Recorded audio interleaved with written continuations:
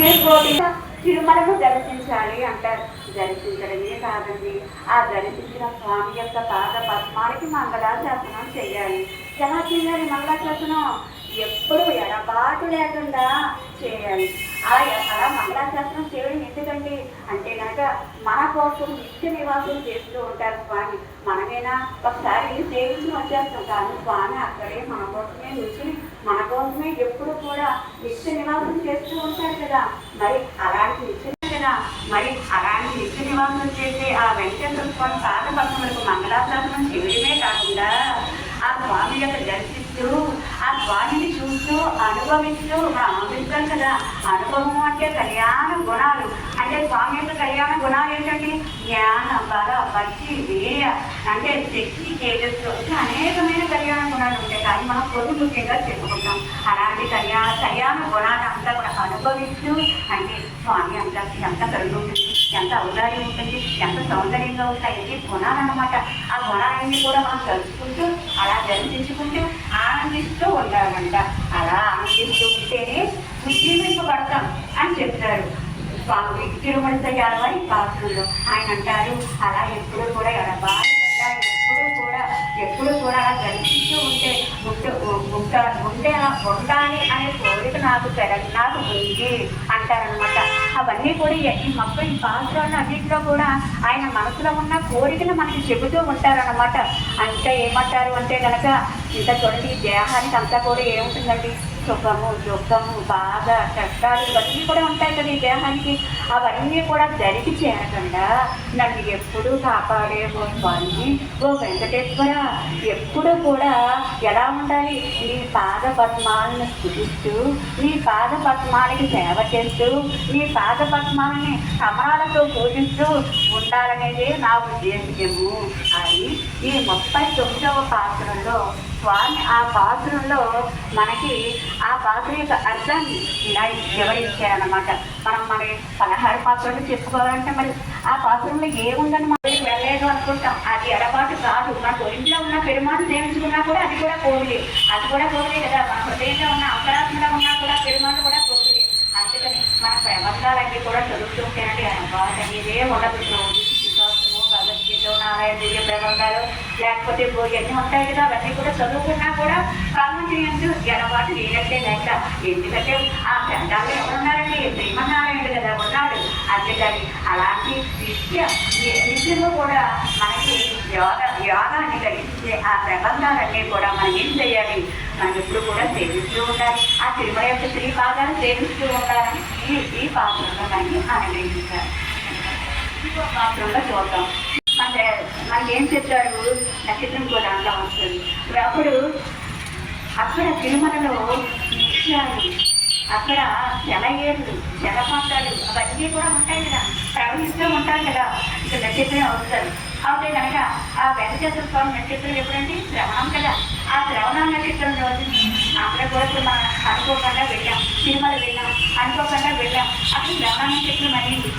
ఆ సందర్భంగా అక్కడ ఎలా ఉంటుంది, వేద ఘోష అంతా భక్తులందరూ కూడా గోవిందా గోవిందా గోవిందా అంటారు. అక్కడ అంతా కూడా శ్రవణ నక్షత్రం రోజు తిరుమల చేస్తూ అంతా కూడా వేద ఘోష వినపడుతుంది. ఇంకా ఏమిటండి, భక్తులందరూ కూడా రకరకాల ఎక్కడన్నా ఊరేగింపులో శ్రవణ నక్షత్రం సందర్భంగా ఏదైనా పొరపాటు చేస్తే ఏమిటంటే అందరూ కూడా బండాలు అయ్యి తెలిసిన మంగళాలు పాడుతూ ఉంటారు. ఇంకా ఏం చెప్తారంటే కనుక సమాప్తాన్ని అయిన వాళ్ళు అందరూ కూడా మకరాశాస్త్రం చేస్తారు. మంగళంలో వేరు, మకరాశాస్త్రం వేరు. మంగళాశాస్త్రం మనం ఏం చెప్తాము, పళ్ళాడు పాటలు చెప్తాం అనమాట. అలాంటి ఘోష అంతా కూడా తిరుమలలో పూజిస్తూ ఉంటుందన్నమాట. అందుకని అలాగా అంతా కూడా వ్యాపిస్తూ ఉంటుంది కదా. ఎక్కడి నుంచి వస్తారు తిరుమలకి, నలుగు దిక్కుల నుంచి వస్తారు, ఇద్దరు దేశాల నుంచి వస్తారు, ఇద్దరు రాష్ట్రాల నుంచి వస్తారు, ఇద్దరు జిల్లాల నుంచి వస్తారు, పలు ప్రాంతాల నుంచి నలుగురికి ముడిపడిపోయి ఉంటారు. మొత్తం భక్తులందరూ కూడా వాళ్ళందరూ కూడా ఒక్కసారిగా గోవిందనామ పడితే ఏముందని తిరుమల అంతా కూడా ప్రతిధ్వని చేసి ఉంటుంది. అలా ప్రతిధ్వనిస్తున్న ఆ తిరుమలని వదిలి స్వామి నువ్వు నా హృదయంలో ఉన్నావా, అవన్నీ కూడా వదిలేసావా, నా హృదయంలో ఉన్నావా, నిత్య నివాసం చేస్తున్నావా అంటారు. అంతే కదండి, భగవంతుడు ఎక్కడైనా ఉంటాడు, అక్కడ ఉంటాడు, ఇక్కడ ఉంటాడు, ఎక్కడైనా ఉంటాడు. ఎంతమంది కోరుకుంటే అంతమంది కృష్ణుడు ఉంటాడు. అలాగే అక్కడ శ్రీమంతా కూడా ఎంత భక్తులు అక్కడ ఉంటాడు, ఇక్కడ భక్తుడు యొక్క హృదయంలో కూడా ఉంటాడు. అంతా వెళ్ళి కూడా నువ్వు అవన్నీ కూడా అనుకుంటూ నా కూడా చెప్పిన విషయం మీకు చెప్తున్నాం ఏంటంటే వచ్చాడంట. ఒక రావణాసురుడు బ్రహ్మ దగ్గరికి వచ్చాడంట. బ్రహ్మ దగ్గరికి వచ్చి తన యొక్క 10 తలలు కూడా దాచేసుకుని వరాలు పొందడానికి వస్తాడు రావణుడు బ్రహ్మ దగ్గరికి వస్తే కనుక అప్పుడు అప్పుడు ఏం చేస్తాడంట, శ్రీమన్నారాయణ చిన్న బాలుడిగా అయిపోయి ఆ బ్రహ్మ ఊళ్ళో పడుకుంటాడంట. పడుకుంటే మరి ఇప్పుడు ఒకవేళ మనం అన్ని దాచేస్తున్నాం అనుకోండి మనకు కనపడదు, కానీ ఆ శ్రీమన్నారాయణ కనపడదు కదా. అప్పుడు ఏం చేశాడంటే చిన్న బాలుడిగా ఉన్న శ్రీమన్నారాయణుడు రావణాసుడి యొక్క 10 తలలు ఎక్కడ పెట్టాడంట. తన యొక్క పాదంతో తెగపెట్టి ఆనాడే నిర్ణయించాడంట, నేను రామావతారం ఎత్తినప్పుడు ఈ 10 తలలు కూడా రావణాసుడు అంటే రాక్షసుడు కదా, మరి ఆ 10 తలలు కూడా చూసేస్తాను అని అప్పుడే నిర్ణయం అయిపోయింది అనమాట. అందుకని ఇది ఎక్కడా కూడా మనకి అది ఎక్కడా కూడా ఉండదు, కేవలం దర్శించి వాళ్ళు అనుభవించి మనకు ఆడవాళ్ళు చెప్పడం మూలంగా ఉంది. అంటే కడుపు మీరు అందరికీ అర్థమైందా, ఇప్పుడు రావణాసుడు తన యొక్క తలలన్నీ కూడా దాచేసుకుని కనిపించకుండా బ్రహ్మ దగ్గరికి వస్తాడు. వస్తే కనుక వరాలు పొందడానికి వస్తాడు. నువ్వు వచ్చినవాడు ఎవరో కాదు, ఇప్పుడు మీ వామనావతారం ముందు రావాలి, వచ్చినవాడు ఎవరో కాదు సాక్షాత్తు రావణాసురుడే 10 తలల వాడే. అది నువ్వు ఏదైనా వరాలు ఇచ్చావనుకో ఏమవుతుందండి, లోకంలో ఉపద్రవం వచ్చేస్తుంది, నువ్వు ఏ వరాలు ఇవ్వద్దని హెచ్చరిక చేస్తాడు.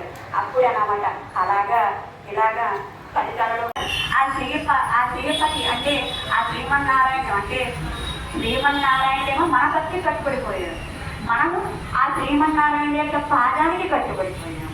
అంటే శ్రీపతి అంటే లక్ష్మీనారాయణ యొక్క పాదాన్ని కదా మనం పూజిస్తాము, పూజ అర్పిస్తాము, ఆ పాదాన్ని కదా సేవిస్తాము. మనం ఏం చేస్తాము, చిక్కుకున్నాం, ఆ పాదాల్లో మనం చిక్కుకున్నాం, భక్తిగా ఆయన చిక్కుకున్నాడు. అలాగా 2 రకాల ముందు గురించి పాత్రలో చెప్పారు. ఇంకా ఏం చెప్పారంట, ఆ సకల ప్రబంధాలు కూడా మనం చూడండి ఎప్పుడు కూడా స్వామిని దర్శిస్తూ ఉంటాము. దర్శిస్తున్నప్పుడు మన పట్టుపాత్రలో ఏం చెప్తున్నాం, 39వ పాత్రలో ఆ దర్శించినప్పుడు ఎడబాటు లేకుండా ఎప్పుడు నిత్యం మనం చూడండి గుడికి ఇక్కడ చిన్న ఒకటి మన ఇక్కడ ఉన్న ఒకటి మన ఆఖరికి మనం ఎక్కడికి వెళ్ళకపోతే కనుక మన తిరువారాధన పెరుమాళ కూడా ముఖ్యమే మనకి. మనం ఇంకా చెప్పాలంటే మన ఆచార్యుల హృదయంలో 108 దివ్యదేశాలు ఉంటాయంట. 108 దివ్యదేశాల పెరుమాళ్ళు ఆచార్యుల హృదయంలో ఉంటారు. మనం ఒక్క ఆచార్యులు సేవిస్తే చాలు. ఎందుకంటే అసలు ఆచార్యులు అంటాయి సిద్ధాంతంలో. అంటే కనుక ఎందుకంటే మనము నేరుగా భగవంతుడి యొక్క కళ్యాణ గుణాన్ని మనం సేవించలేము. వారి యొక్క గుణాలన్నీ కూడా మనం అనుభవించి డైరెక్ట్గా మనం చదివితే రాదు, అదంతా కూడా గురువుల ద్వారా వెంటే వస్తుంది. అప్పుడు గురువు గారు మనకి ఏం చేస్తారంటే ఆ ప్రబంధాలన్నీ కూడా మనకి చెప్పి మనకి ఏం చెప్తారు, భగవంతుడిని దగ్గర చేస్తారు. దగ్గర చేస్తే ఏమవుతారు, అప్పుడు భగవంతుడి యొక్క అంతా కూడా భక్తి ప్రేమ గురువు గారి మీద ఉంటాయి. గురువు గారు మనం చూస్తే కనుక, గురువు గారు మన భక్తిగా చూస్తే కనుక మనకేం జరుగుతుంది, భగవంతుడి యొక్క కటాక్షం జరుగుతుంది.